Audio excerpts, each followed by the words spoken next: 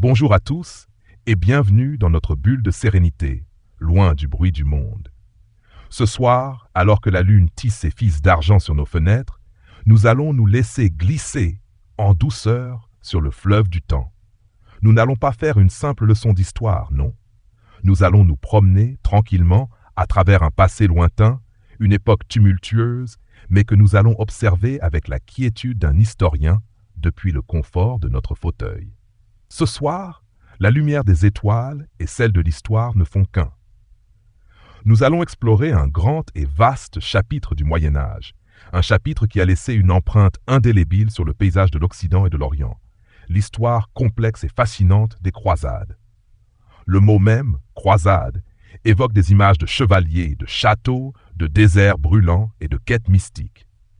Mais qu'est-ce que cela a vraiment signifié pour les gens de l'époque ?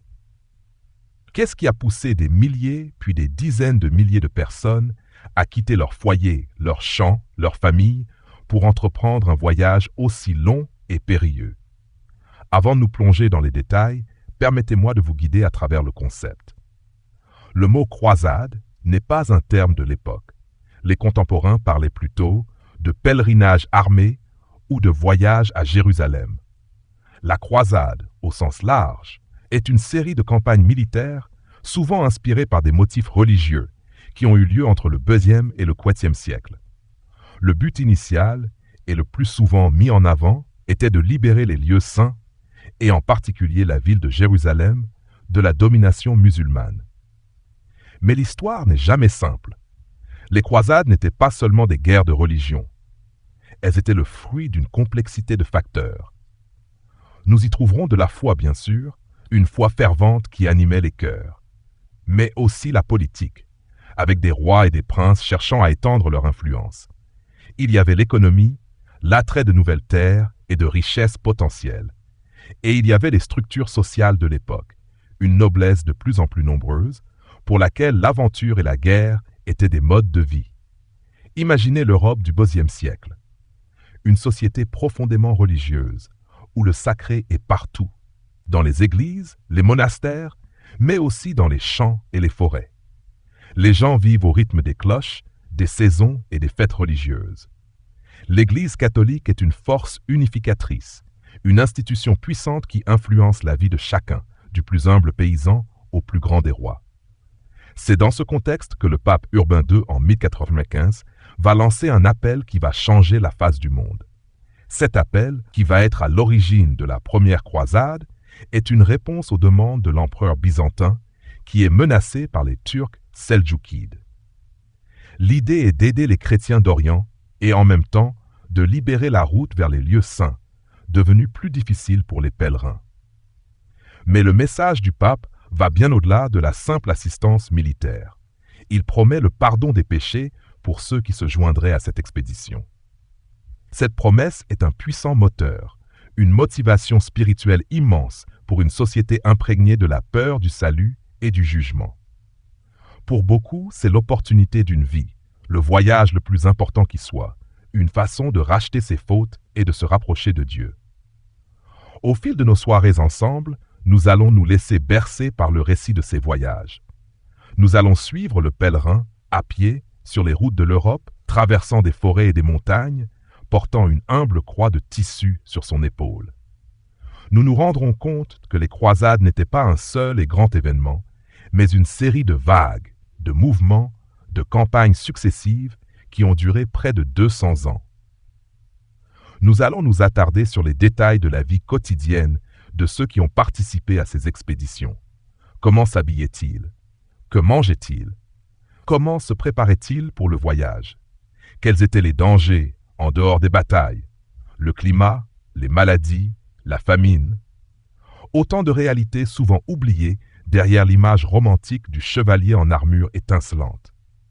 Nous allons nous promener aussi dans les villes du Proche-Orient, dans les comptoirs de commerce italiens qui ont joué un rôle si important sur les remparts de Constantinople. Nous découvrirons les figures marquantes, les rois et les empereurs, les chefs de croisade, les guerriers musulmans comme Saladin, dont la chevalerie fut tant de fois louée par ses adversaires. Ce soir, laissez de côté toute idée de bien ou de mal. Nous sommes ici pour observer, pour comprendre.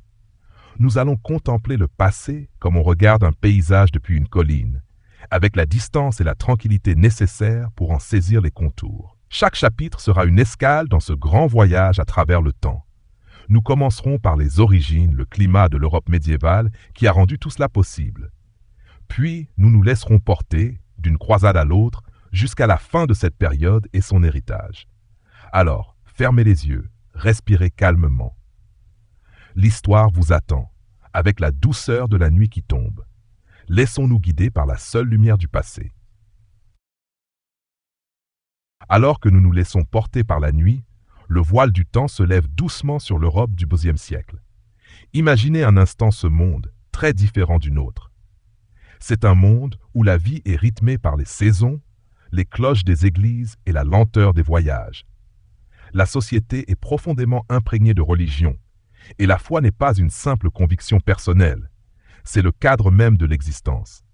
Partout, des cathédrales s'élèvent, des monastères se construisent. La spiritualité est palpable, et la peur du salut éternel est une réalité constante. Au sein de cette Europe chrétienne, la vie est difficile pour la grande majorité des gens. La noblesse guerrière, les chevaliers s'affrontent souvent pour des terres, créant un climat d'instabilité. Les paysans, eux, travaillent sans relâche pour survivre. Dans ce contexte, l'Église cherche à canaliser la violence, à offrir des exutoires comme la paix de Dieu et la trêve de Dieu, qui tentent de limiter les combats entre seigneurs. Les pèlerinages vers les lieux saints, comme Rome ou Saint-Jacques de Compostelle, sont aussi un moyen pour les fidèles d'expier leurs péchés et de chercher le salut. Mais le plus saint des pèlerinages est celui qui mène à Jérusalem, la ville où le Christ a marché et a été crucifié. Pendant des siècles, la route vers Jérusalem est relativement ouverte. Les musulmans contrôlent la région depuis le 7e siècle, mais ils se montrent généralement tolérants envers les pèlerins chrétiens, considérés comme des gens du livre. Il existe des périodes de tension, bien sûr, mais les flux de pèlerins se maintiennent. Cependant, au IIe siècle, une nouvelle puissance émerge en Asie centrale.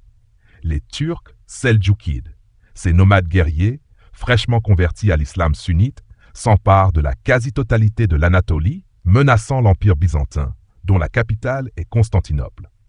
Les seldjoukides ne font pas preuve de la même tolérance que les précédents dirigeants envers les pèlerins. Les récits de persécutions de chrétiens et de difficultés accrues pour atteindre Jérusalem commencent à circuler en Occident. En 1095, les ambassadeurs de l'empereur byzantin Alexis Hier Comnène se rendent au concile de Piacenza, en Italie. Ils demandent de l'aide au pape Urbain II pour lutter contre les Turcs. Urbain II y voit une occasion unique. Il ne s'agit pas seulement d'aider un allié chrétien, mais aussi de réunifier l'Église d'Orient et l'Église d'Occident, divisées depuis le schisme de 1054. Surtout, c'est l'opportunité d'offrir un but spirituel à une chevalerie souvent turbulente et de canaliser sa violence vers un ennemi extérieur. L'appel le plus célèbre, cependant, est lancé au concile de Clermont en France en novembre 1095. Le discours d'Urbain II est un véritable chef-d'œuvre de rhétorique. Il ne se contente pas de raconter les malheurs des chrétiens d'Orient et des pèlerins, il leur peint un tableau dramatique de l'oppression subie par leurs frères. Il exhorte les fidèles à prendre les armes, non pas pour la gloire terrestre ou la richesse, mais pour le salut de leur âme. Il utilise un langage puissant, parlant de Jérusalem, le nombril du monde, et promettant la rémission des péchés pour tous ceux qui prendraient la croix. La croix, ce simple morceau de tissu rouge cousu sur l'épaule, devient l'emblème d'une promesse divine. C'est un message qui résonne dans le cœur de tous ceux qui l'entendent, des seigneurs aux plus humbles des paysans. L'effet est immédiat et colossal. Les émotions de la foule sont si fortes qu'on entend un cri unanime « Dieu le veut ». Dieu le veut. Des moines et des prêtres parcourent l'Europe, répétant l'appel du pape, et la nouvelle se répand comme une traînée de poudre. Les motivations sont diverses. Pour beaucoup, c'est un acte de dévotion sincère, un pèlerinage pour le salut de leur âme. Pour d'autres, l'attrait de l'aventure, de l'honneur et de la terre est bien présent. Pour les plus jeunes fils des nobles, l'occasion de fonder leur propre domaine en Orient est une perspective séduisante. Pour les paysans, souvent désespérés par la famine et les conditions de vie difficiles, c'est l'espoir d'une vie meilleure, d'une terre où le lait et le miel coulent. C'est ainsi que se forme un mouvement extraordinaire. On ne parle pas encore de croisade, on parle de pèlerinage armé. Des milliers d'hommes, de femmes et même d'enfants, de tous âges et de toutes conditions sociales, se préparent pour un voyage d'une ampleur sans précédent. Ils vendent leurs biens, forgent leurs armes et se font coudre une croix rouge sur leurs vêtements. L'Europe se met en branle, mais ce n'est pas une armée unique qui se forme. C'est une multitude de groupes, de contingents, qui partent par différentes routes, à des moments différents, tous avec le même objectif en tête, Jérusalem. Ce grand mouvement de masse, qui marque le début des croisades, est un phénomène historique sans précédent, un choc entre la foi, la guerre et le voyage qui va transformer l'Occident et l'Orient pour les siècles à venir. L'horizon de l'Europe médiévale est soudainement tourné vers l'Est, vers un monde qu'elle ne connaît que par de lointains récits.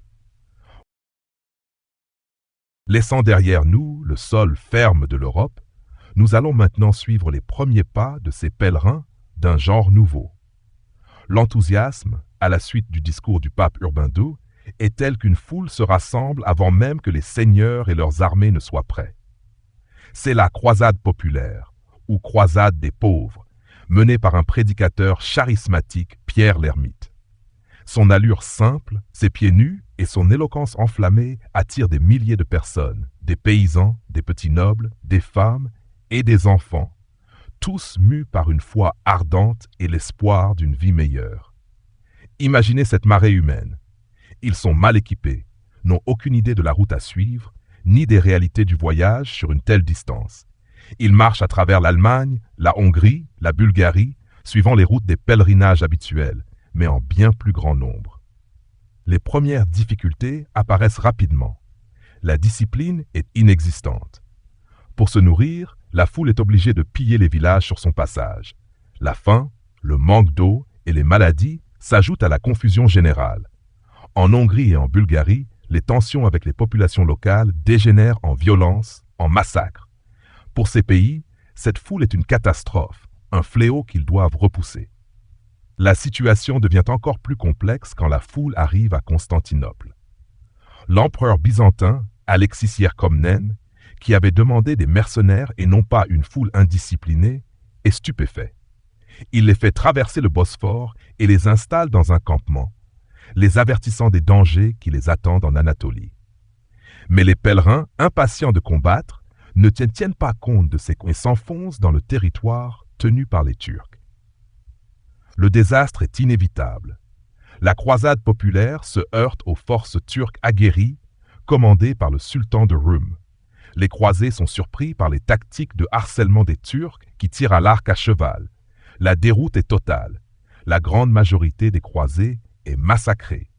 Seuls quelques-uns, dont Pierre l'Ermite, parviennent à s'échapper pour retourner à Constantinople, où ils attendront l'arrivée des armées de seigneurs. C'est un prélude sombre, un avertissement des dangers qui attendent les armées de chevaliers qui suivront.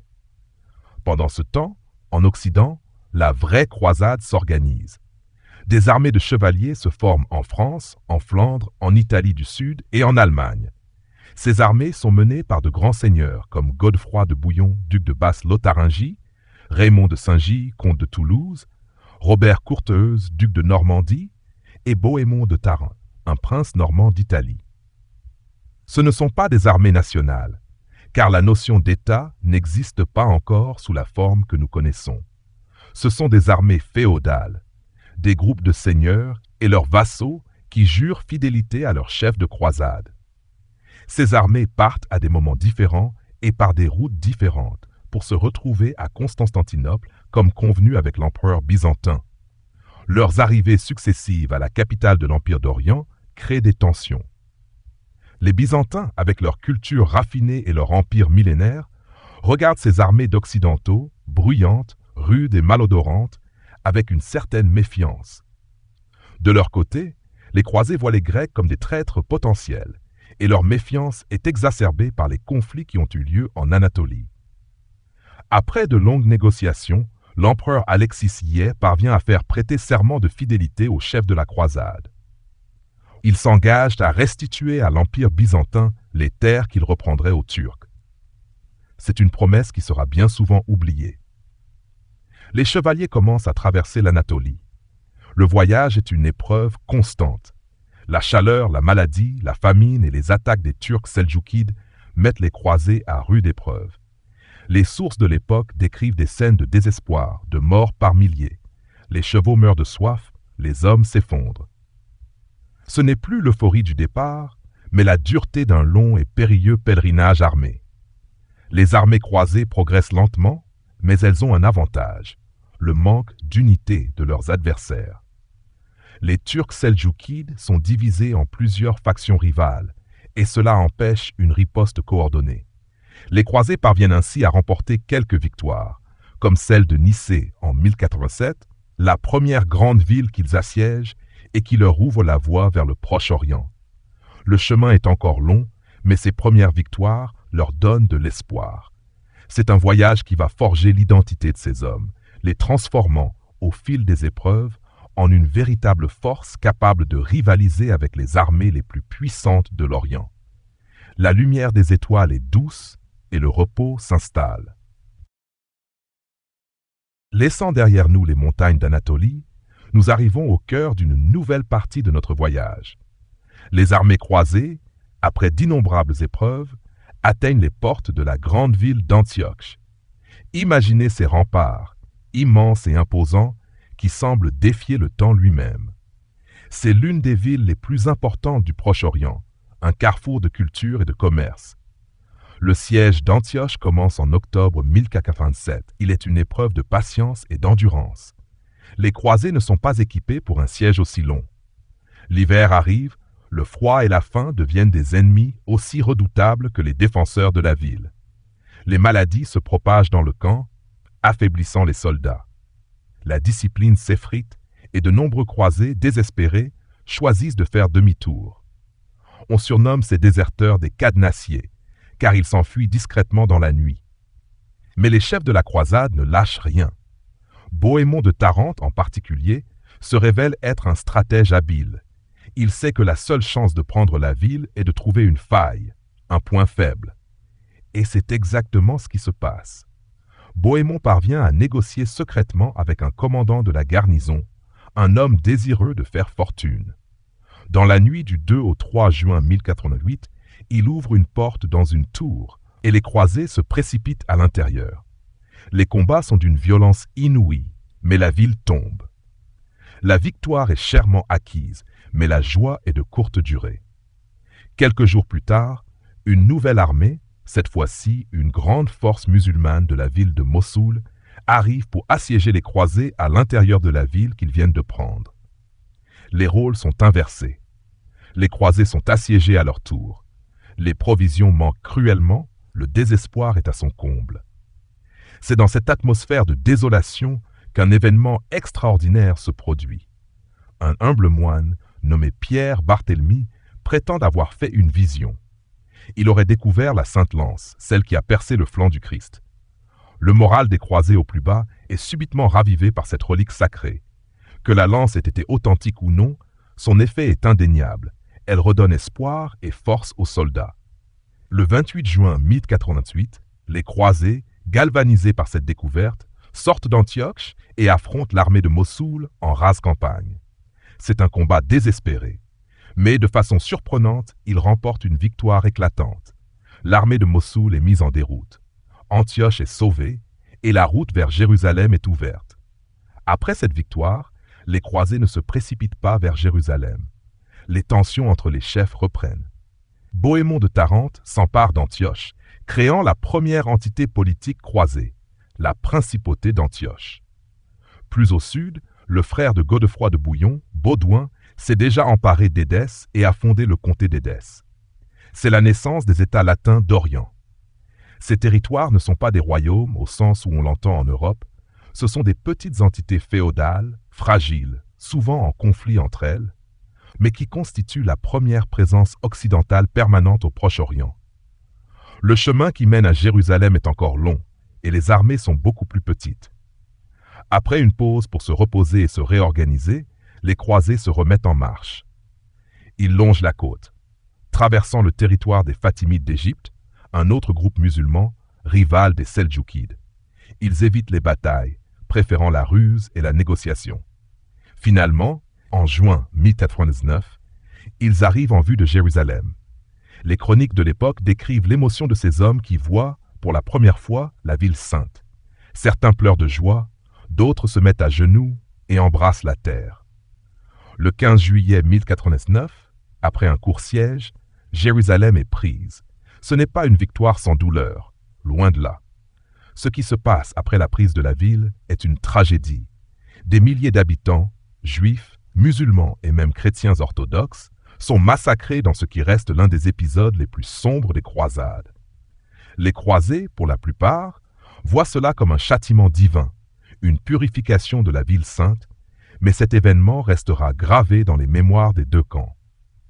Avec la prise de Jérusalem, la première croisade est officiellement terminée. Les pèlerins qui le souhaitent rentrent en Europe. Mais les chefs qui restent doivent maintenant décider comment gérer la ville.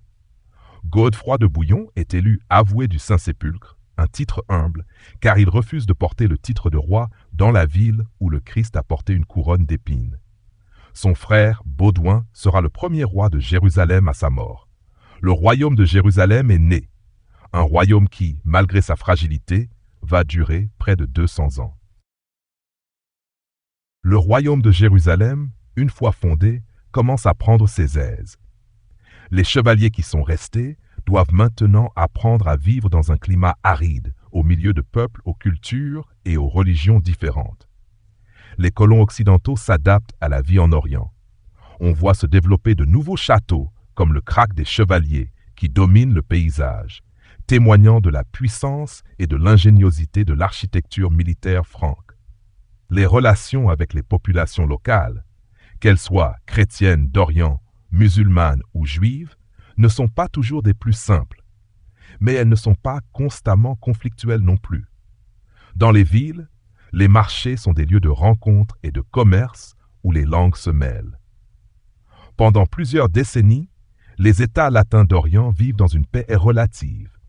Les princes et les seigneurs qui les gouvernent sont habiles en diplomatie, profitant des divisions internes des royaumes musulmans environnants. Ces royaumes ne sont pas unis, et c'est cette désunion qui assure la survie des États croisés. Les princes francs signent des trêves, des alliances et mènent même des campagnes militaires aux côtés de leurs anciens ennemis pour combattre un adversaire commun. Cependant, les choses changent au milieu du XIIe siècle. Une nouvelle force émerge.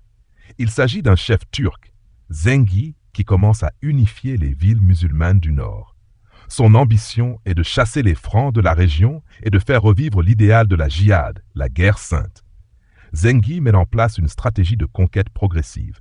En 1144, il s'empare de la ville d'Édesse, un des premiers États latins à être fondé. C'est un événement majeur, un choc pour l'Occident. Édesse est la première capitale croisée à tomber. La nouvelle se propage en Europe et provoque une onde de choc. L'écho de cette défaite arrive jusqu'aux oreilles du pape Eugène Turf. Il se tourne vers la figure la plus respectée et la plus influente de l'époque, l'abbé Bernard de Clairvaux, plus connu sous le nom de Saint Bernard. C'est lui qui est chargé de prêcher la deuxième croisade. Bernard est un orateur hors pair. Sa voix est persuasive et son influence sur les rois est immense. Il appelle les rois de France et d'Allemagne à prendre la croix et à voler au secours des chrétiens d'Orient. Et c'est ce qui se passe. Le roi de France, Louis VII, prend la croix. L'empereur germanique, Conrad Twirth, le suit, entraînant avec lui une grande partie de la noblesse allemande. L'idéal est beau, mais la réalité est tout autre. Contrairement à la première croisade, où le départ des armées était chaotique, mais où l'unité de l'objectif a forgé une cohésion, cette deuxième croisade est une affaire de rois et de nations. Les armées françaises et allemandes déjà rivales ne parviennent pas à s'entendre. Elles voyagent séparément et leurs chefs, au lieu de coopérer, se méfient les uns des autres. Le voyage à travers l'Anatolie est un désastre. Les armées sont harcelées par les Turcs qui ont appris des erreurs de leurs prédécesseurs et qui mènent une guerre d'usure. Le manque de coordination entre les deux armées conduit à de lourdes pertes. Les Allemands sont anéantis près de Dorilé, l'endroit même où la première croisade avait remporté une victoire. Les Français, sous Louis VII, subissent également de lourdes pertes. Le rêve d'une grande armée de secours se transforme en un cauchemar de défaite. Finalement, ce qui reste des deux armées arrive en Terre Sainte. Au lieu d'attaquer la menace la plus proche, l'émirat d'Alep, qui avait succédé à Zengi, les croisés occidentaux, influencés par les seigneurs locaux, prennent la décision de s'en prendre à la ville de Damas, une ville alliée à ce moment-là du royaume de Jérusalem. Le siège de Damas est un échec retentissant. La ville ne tombe pas. Les croisés, découragés et désillusionnés, rentrent chez eux, laissant un Proche-Orient plus fragile que jamais. L'échec de la deuxième croisade est un tournant. Il montre aux chefs musulmans que les croisés ne sont pas invincibles et que les royaumes occidentaux peuvent être vaincus. Il creuse le fossé entre les Francs d'Orient, qui comprennent les réalités de la région, et les nouveaux arrivants d'Occident, qui sont perçus comme des guerriers inefficaces, plus soucieux de leur gloire personnelle que du bien de la chrétienté. L'idéal de la croisade, autrefois si pur et si puissant, est désormais teinté de pragmatisme et de déception. C'est dans ce climat que va émerger un des plus grands héros de l'histoire, un homme dont le nom résonne encore aujourd'hui, Saladin. Après l'échec de la deuxième croisade, le Proche-Orient est plus divisé que jamais, et les royaumes croisés sont dans une position précaire. Mais à l'horizon se lève une figure qui va changer le cours des événements. Saladin. Son nom complet est An-Nasir Salah ad-Din Yusuf ibn Ayyub. Il n'est pas un guerrier sauvage, mais un homme d'État raffiné, un diplomate hors pair et un guerrier redoutable. Saladin est un Kurde, né en 1137 dans la ville de Tikrit. Il entre au service de son oncle Shirkuh, un général puissant, et fait ses preuves au cours des campagnes en Égypte. C'est là qu'il prend le contrôle et fonde la dynastie Ayyubide. Saladin est un homme de culture. Il est un lecteur assidu de l'islam, profondément pieux, et il est fasciné par l'idéal de la jihad, de la guerre sainte pour l'islam. Il ne cherche pas seulement à conquérir des terres, mais à unifier l'islam sunnite sous sa bannière. Et c'est ce qu'il parvient à faire. Avec le temps, il s'empare de l'Égypte, puis de la Syrie, et encercle les États latins d'Orient.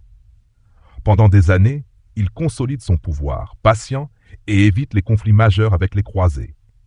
Les chevaliers francs, pour leur part, ont du mal à s'unir. Ils sont divisés entre factions rivales et ne voient pas la menace grandissante. Mais une trahison va déclencher le cataclysme. Renaud de Châtillon, un chevalier français, attaque une caravane musulmane, brisant une trêve avec Saladin.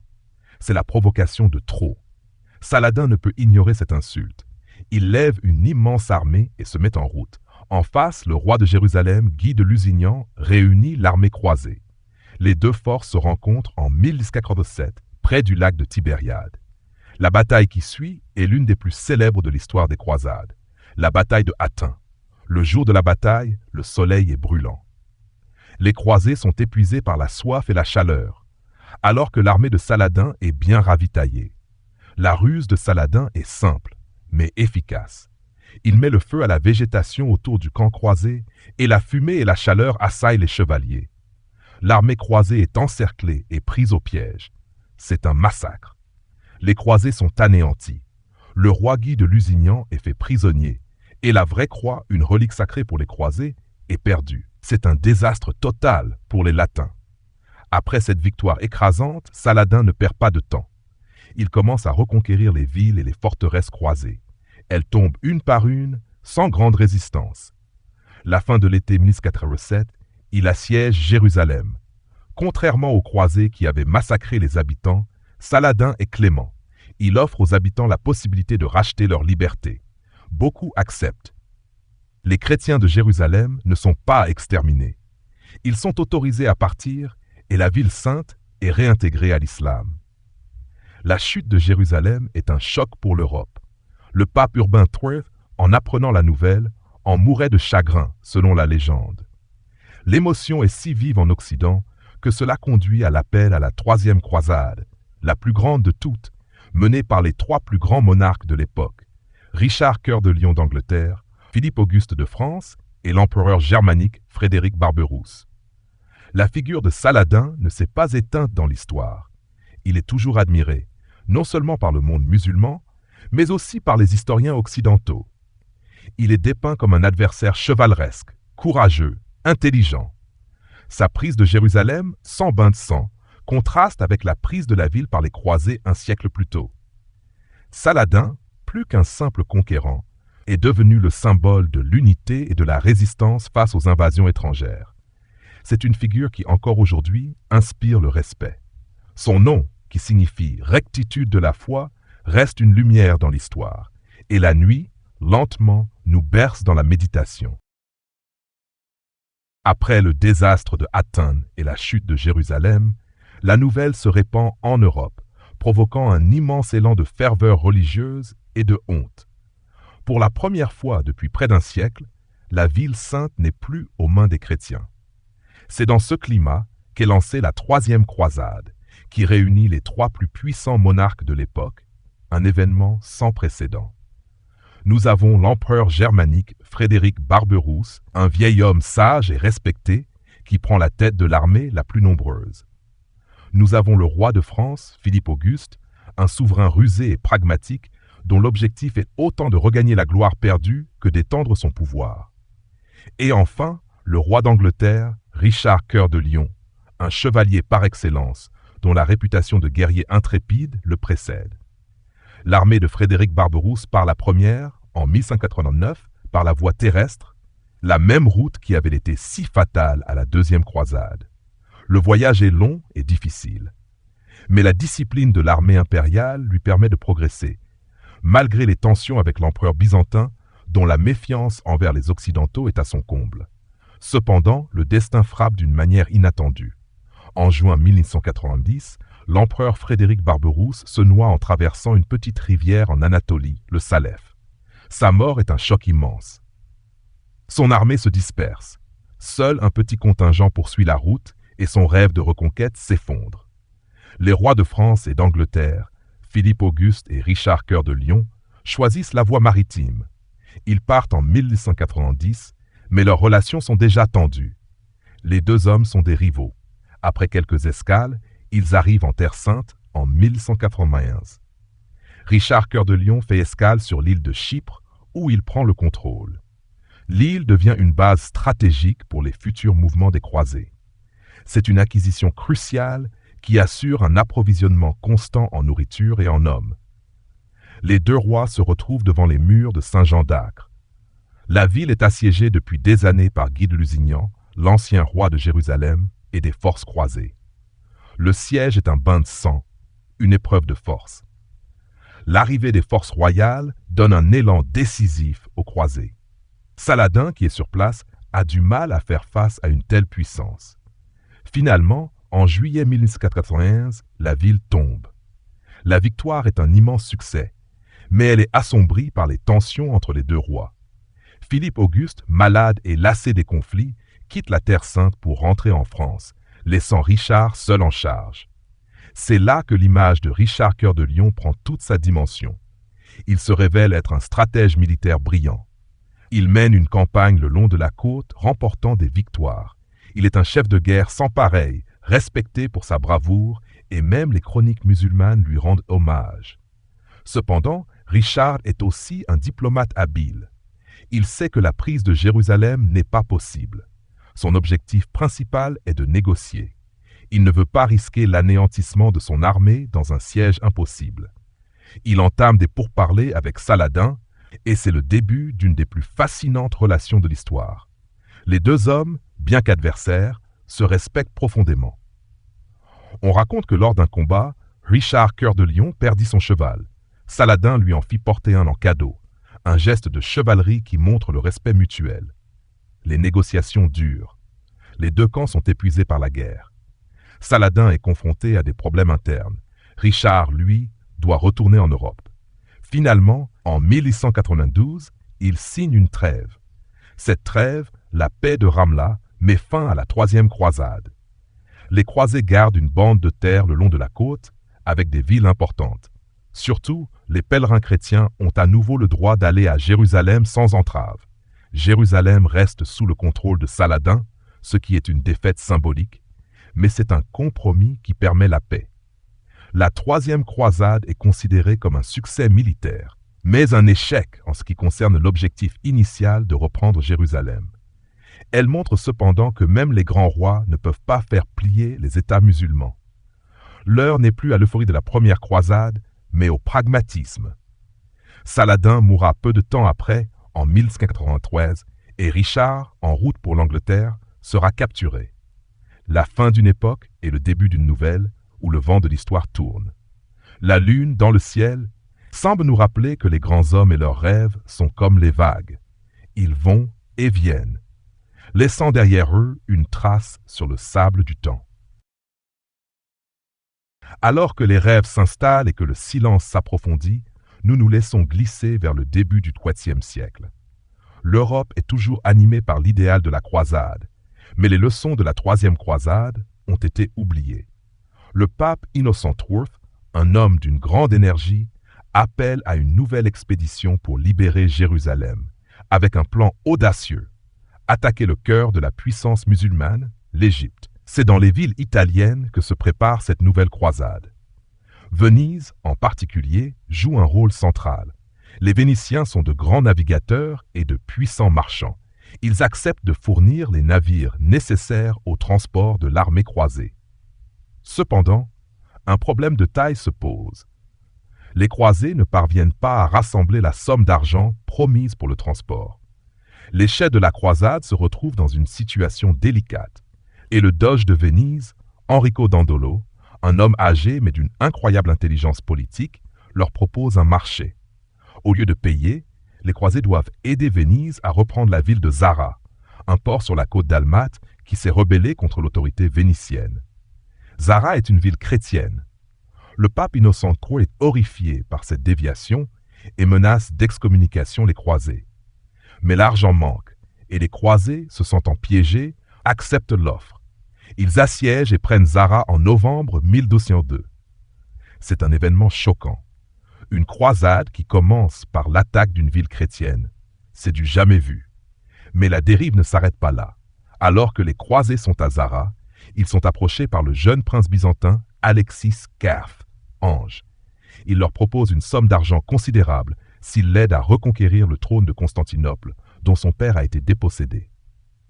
Les Vénitiens sont tentés par l'idée.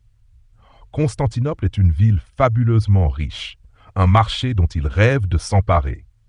Les croisés sont également intéressés, à la fois par l'argent et par la promesse d'une aide byzantine pour la croisade en Égypte. La majorité des croisés, dont l'idéal est de se rendre à Jérusalem, s'y opposent fermement. Mais les chefs, en particulier les Vénitiens, les convainquent. La croisade prend un nouveau tournant et au lieu d'aller vers l'Égypte, elle se dirige vers Constantinople. En 1203, les croisés assiègent la ville. C'est un spectacle incroyable. Les murailles byzantines réputées imprenables résistent, mais la puissance de la flotte vénitienne est décisive. La ville tombe. Le prince Alexis Carth est couronné, mais il ne peut pas payer la somme promise. Les tensions avec les croisés s'intensifient. En 1204, les croisés, excédés et trahis par le nouveau monarque, décident de prendre la ville par la force, une seconde fois. C'est le sac de Constantinople. Les croisés entrent dans la ville en avril 1204. Et ce qui suit est l'un des épisodes les plus sombres de toute l'histoire des croisades. La ville, qui était un joyau de l'Antiquité, est pillée. Les églises, les palais et les bibliothèques sont vandalisés. Des œuvres d'art irremplaçables sont volées ou détruites. Le peuple de Constantinople est terrorisé et massacré. Les pèlerins qui avaient promis de combattre pour la chrétienté se comportent en barbares. Le sac de Constantinople est un coup dur pour la réconciliation des églises d'Orient et d'Occident. Il creuse un fossé qui ne sera jamais comblé. Les croisés ne se dirigent pas vers l'Égypte, ils ne vont pas à Jérusalem. Au lieu de cela, ils créent un empire latin de Constantinople, un empire éphémère qui ne durera qu'un peu plus d'un demi-siècle. Le rêve initial est oublié. La quatrième croisade est un échec total sur le plan de ses objectifs initiaux, mais elle est un succès pour Venise, qui gagne une puissance commerciale sans précédent. Les croisés qui sont rentrés en Europe sont honteux. La quatrième croisade est une déviation, une trahison de l'idéal. Elle marque la fin d'une époque de foi naïve et le début d'une ère où la politique et l'économie jouent un rôle de plus en plus important. La lune éclaire les remparts brisés de Constantinople et le passé, comme un rêve lointain, s'éloigne. Après les dérives de la quatrième croisade, l'idéal du pèlerinage armé vers Jérusalem ne s'éteint pas pour autant. Mais le mouvement change de nature. Nous entrons dans une période où les croisades deviennent plus des affaires de rois et de chevaliers que des expéditions de masse. L'une des figures les plus marquantes de cette période est Louis IX, le roi de France, que l'histoire retient sous le nom de Saint Louis. Louis IX est un homme d'une foi profonde et d'une piété sincère. Il prend la croix après une grave maladie en 1244 et son engagement pour la croisade est total. Contrairement à beaucoup de ses prédécesseurs, il ne cherche pas la gloire ou la richesse. Son seul objectif est de remplir son vœu et de libérer Jérusalem. Sa croisade, la 7e croisade, est un projet d'une ampleur considérable. Le roi de France mobilise une armée et une flotte impressionnantes. Sa stratégie est simple et ambitieuse. Il veut frapper directement l'Égypte, qui est toujours la principale puissance de la région. En 1249, les Français débarquent en Égypte et s'emparent de Damiette, un port important sur le Nil. La victoire est facile, mais la suite est un désastre. L'armée croisée décide d'avancer vers le Caire, la capitale. Le voyage est long et difficile. L'armée est harcelée par les Mamelouks, des esclaves soldats qui forment l'élite de l'armée égyptienne. Les croisés ne sont pas habitués au climat. Les maladies et le manque de vivres font des ravages. En 1250, l'armée de Saint-Louis est encerclée et vaincue à la bataille de Mansoura. Le roi Louis IX est fait prisonnier. L'humiliation est terrible. Le roi doit payer une rançon colossale pour être libéré, et les croisés doivent rendre Damiette. Saint-Louis ne retourne pas immédiatement en France. Il reste 4 ans en Terre Sainte. Il négocie avec les Mamelouks et contribue à la reconstruction des fortifications des villes côtières, comme Acre et Césarée, pour assurer la sécurité des pèlerins. Son séjour en Orient montre sa détermination et son sens du devoir. Il partira finalement en 1254 après avoir fait tout ce qu'il pouvait. L'échec de cette croisade est cuisant et elle démontre une fois de plus que les croisades ne sont plus des événements militaires qui peuvent changer le cours de l'histoire. Mais Louis IX n'abandonne pas. Il lance une nouvelle croisade, la 8e croisade, en 1270. Mais cette fois, le voyage est court. Le roi débarque à Tunis, en Afrique du Nord, après avoir été convaincu par son frère Charles d'Anjou de l'importance de ce lieu. Mais le camp des croisés est frappé par la maladie, la dysenterie. Le roi lui-même est atteint et meurt à Carthage, au bord de la mer. Sa mort marque une fin symbolique pour la période des grandes croisades. À la fin du XIIIe siècle, les croisés ne contrôlent plus qu'un petit territoire sur la côte du Proche-Orient. Les Mamelouks, qui ont pris le pouvoir en Égypte, sont une nouvelle force redoutable. Ils lancent une série de campagnes pour reconquérir les dernières forteresses croisées. En 1291, c'est le siège de Saint-Jean d'Acre, la dernière grande forteresse croisée. La ville tombe après un siège long et sanglant. C'est la fin du royaume de Jérusalem, la fin de près de 200 ans de présence franque en Terre Sainte. Les derniers chevaliers et habitants se retirent sur l'île de Chypre. La chute d'Acre est un événement majeur. Les croisades ne sont plus une réalité. L'idéal qui avait animé des générations est désormais perdu. L'échec des croisades a des conséquences profondes en Occident et en Orient. Il est temps de fermer les yeux et de se laisser bercer par la pensée des grandes vagues de l'histoire qui se retirent, laissant derrière elles un rivage transformé. Laissant derrière nous les remparts effondrés d'Acre, le souffle de la nuit nous emporte doucement vers l'héritage d'une époque. La fin du XIIIe siècle marque la fin des grandes croisades, mais leur impact sur l'Occident et l'Orient est indéniable et durable. Les croisades ne sont pas seulement une série de guerres, elles sont un phénomène complexe qui a transformé la culture, l'économie, la politique et la religion de 2 mondes.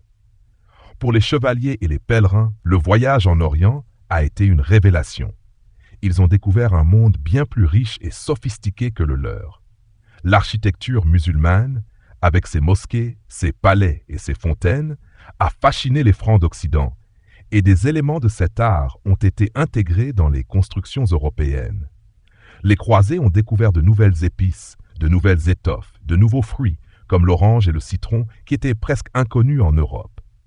Le poivre, le sucre, le gingembre, le musc et les dattes ont enrichi la cuisine et le commerce européen.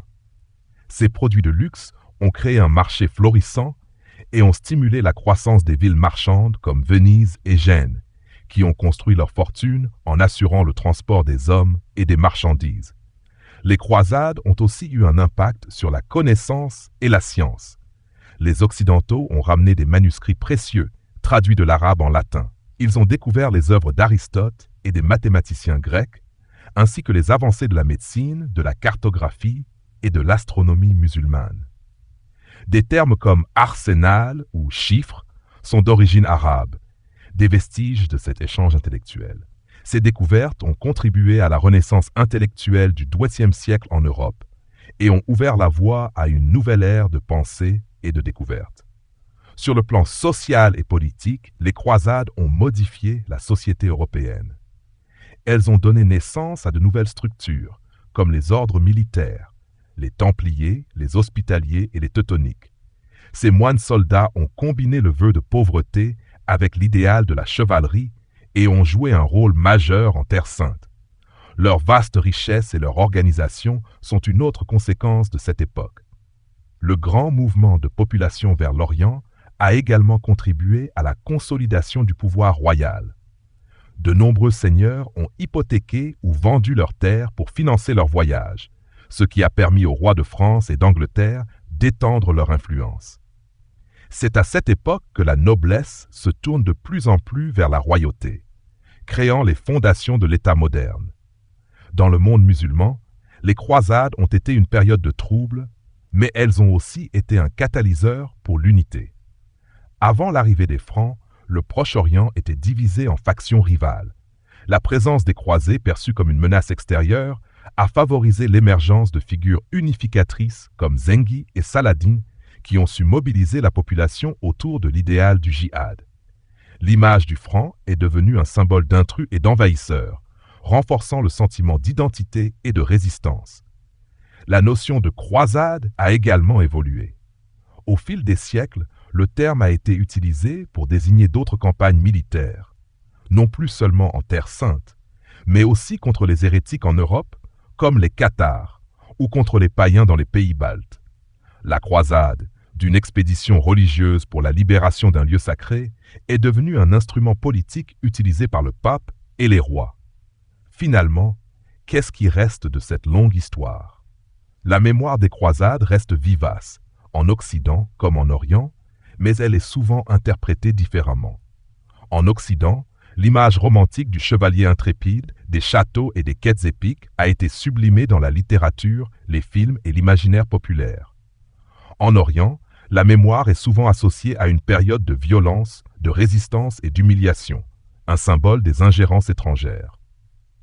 Les croisades nous rappellent une vérité simple et profonde. L'histoire est un fleuve aux multiples courants. C'est le résultat de la foi, de la politique, de l'économie et des ambitions humaines. Il n'y a pas de héros ni de méchants, seulement des hommes et des femmes de leur temps qui ont agi en fonction de leurs croyances, de leurs peurs et de leurs espoirs. Maintenant, le récit se referme. Nous avons navigué sur les eaux de près de 2 siècles de ferveur et de conflits. Nous avons vu des rois et des chevaliers, des pèlerins et des marchands. Laissons ces images flotter dans notre esprit comme des nuages portés par le vent et laissons-nous aller au repos, sereinement. Les étoiles veillent sur nous. Le voyage à travers le temps est terminé. Doux rêve.